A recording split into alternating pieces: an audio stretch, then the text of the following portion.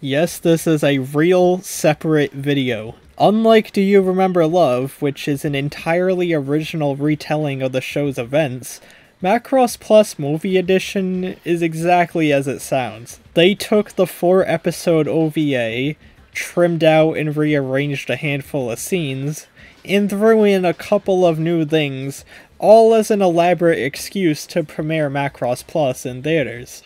But all things considered, it is 90% the same as what I covered in my last video. So why make this a separate video and not just a segment in my previous one? Well, I got 3 reasons for this. First off, I like to please the YouTube algorithm by uploading back-to-back videos. Second off, it makes things feel more organized. What if there's a guy who wants to see me talk about Macross Plus Movie Edition specifically? Think of him. I don't want him to have to skim an entire video for it. And most importantly, doing this will ensure that Macross 7 will indeed be the 7th video of the retrospective. That is not an opportunity I am willing to throw away. Well, if we're gonna be discussing this, might as well talk about what they changed. First of all, a lot of the beginning scenes are cut. I understand that the final act of the series is the more iconic and memorable half, but if I had to criticize one thing about Movie Edition, it's how much they kind of butchered the first half. Stuff such as training battles, seeing Isamu get transferred as a test pilot, the explanation of the Fold System plan, Myung's press conference, and the fight between Isamu and Gold where Isamu gets blasted, are all cut from the film, and as a result severely hurts the beginning half of the story. While it may seem like this automatically makes the movie version the worst version, I'd honestly have a hard time agreeing, as for every good scene they remove, they add another really good scene in its place.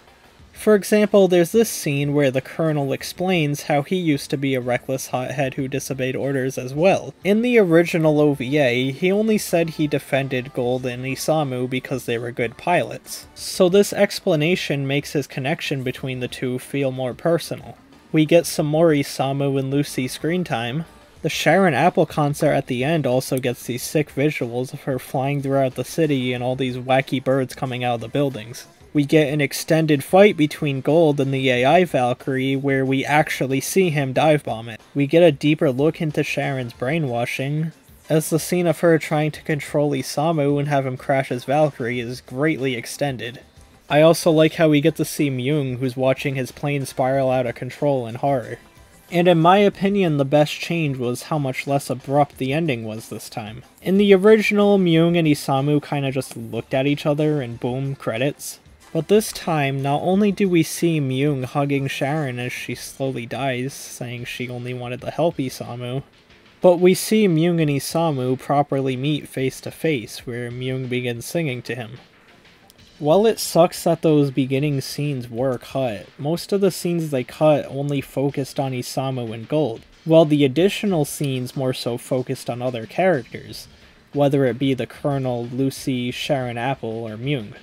And aside from these additional scenes, the movie also has a handful of other improvements. Not only was some of the voice work redone, but we also got way better sound mixing this time around. Macross Plus has an absolute killer soundtrack, but the OVA would sometimes drown a lot of it out in exchange for the dialogue and sound effects. And as someone who highly values the music aspect of Macross, seeing them crank it up for the movie helped elevate the experience tenfold for me. If you pointed a gun at my head and told me to pick one version to watch, I would probably go for the movie version, but as I said, the weak half prevents me from calling it the definitive version.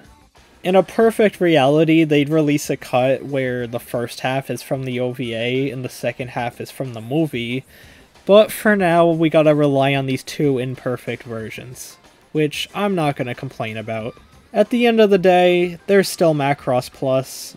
They're both incredible experiences, and honestly, I'd recommend watching both of them. Macross Plus is better than most slop out there. A rewatch won't hurt you, it doesn't take long. Except I just remembered that the movie does have this scene of Isamu essentially barking to a woman, so you know what, maybe just stick to the OVA.